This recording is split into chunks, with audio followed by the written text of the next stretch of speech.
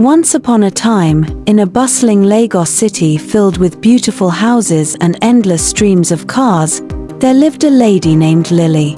Lily was 40 years old, with eyes that sparkled like the stars and a smile that could light up the darkest room.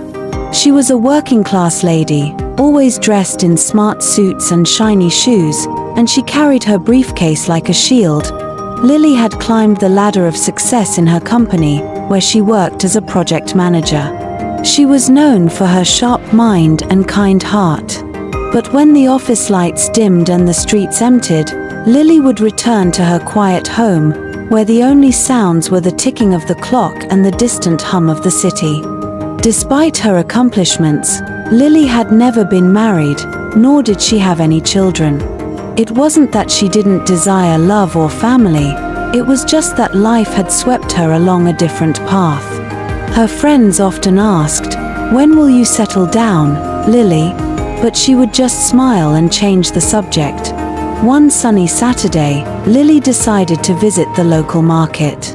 The air was filled with the scents of fresh fruits and the sounds of vendors calling out their wares. As she walked past the stalls, something unusual caught her eye. It was a small, wooden flute, its surface carved with intricate patterns and symbols. Curious, Lily picked up the flute and asked the old vendor about it. "Ah," he said with a twinkle in his eye, "that flute is special. They say it can bring your deepest desires to life, but only when the time is right." Lily chuckled at the thought. "And when would that be?" she asked. The vendor shrugged.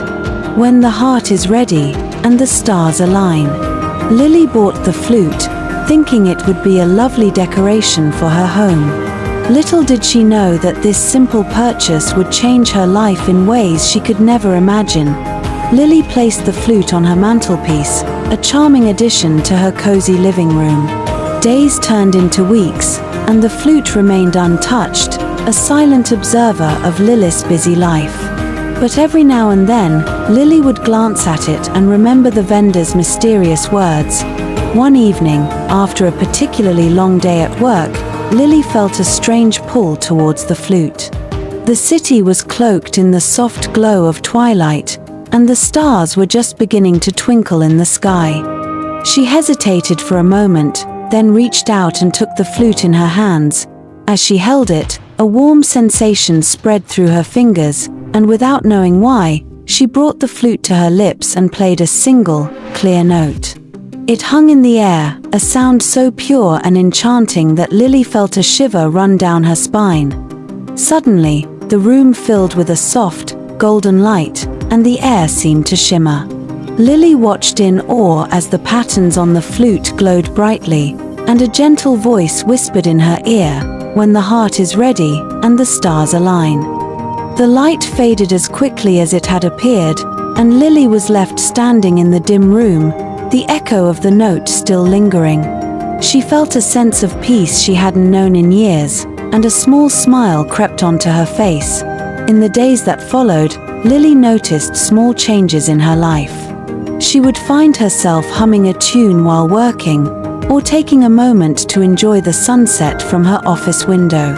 People around her started to comment on the new spark they saw in her eyes. Then, one day, Lily met Femi, a new colleague at work. Femi was kind and funny, with a laugh that was contagious. They quickly became friends, sharing lunches and stories about their lives. Lily found herself looking forward to seeing him every day, and she wondered if maybe, just maybe, the flute's magic was real. But as Lily's friendship with Femi grew, so did a nagging question in her heart: when will I know if I'm ready for love? Lily's days began to take on a new rhythm, a melody that seemed to dance with the possibility of love. She and Femi grew closer, their friendship blossoming like the flowers in the city park where they often walked during lunch breaks. Lily found herself sharing her dreams and fears with Femi, something she hadn't done with anyone in a long time. One afternoon, as they sat on a bench watching children play, Femi turned to Lily and said, "You know, Lily, life is full of whens. When will I get that job?" When will I find happiness? But sometimes, I think the most important when is right now. Lily pondered his words, the flute's melody echoing in her mind. She realized that she had been waiting for a sign.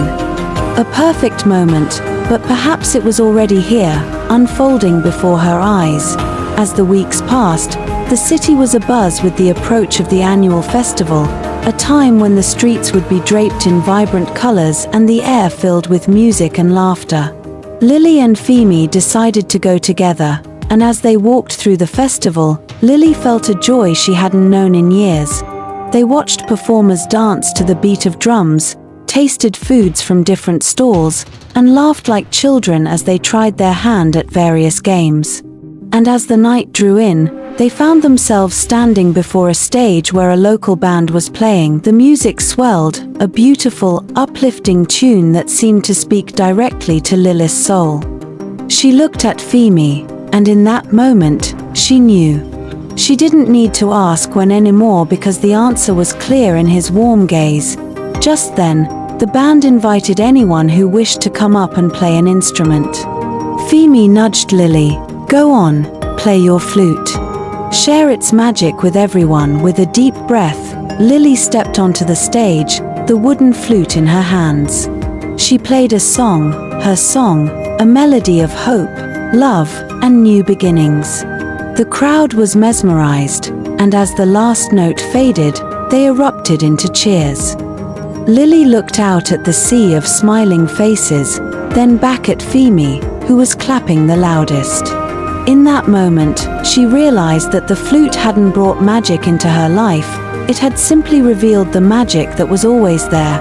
And as the festival lights twinkled like stars above, Lily felt her heart open, ready for whatever melody life would play next. The festival had come to a close, and the city was quiet once more.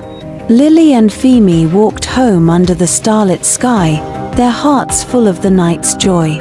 Lily's flute, now a symbol of her journey, rested quietly in her bag. In the days that followed, Lily and Femi's friendship deepened into something more. They shared not just laughs and dreams, but also the quiet moments, the unspoken understanding that comes with true connection. One evening, as they sat on Lily's porch, Femi took her hand and said, "Lily, I don't know what the future holds, but I do know I want you to be a part of mine." Lily's heart swelled with happiness. She realized that all the whence she had worried about had led her to this beautiful now. She squeezed his hand and replied, "And I want you to be a part of mine." As the seasons changed, so did Lily's life.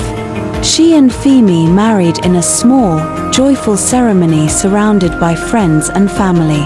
And a year later, they welcomed a little girl, whom they named Ife, meaning love in their language. Lily often told Ife stories of her adventures, of the city, and of the magical flute. And as Ife grew, she learned from her mother's tale. And so, the moral of the story is this: life is full of whence, but the most precious moments are the ones we live right now. Love, happiness, and magic don't come with a schedule. They happen when we open our hearts to the present and embrace the melody of life as it plays. And Lily, with her family by her side, lived each day with love, laughter, and a little bit of magic, always remembering that the best time to live is always when you're ready to love and be loved in return.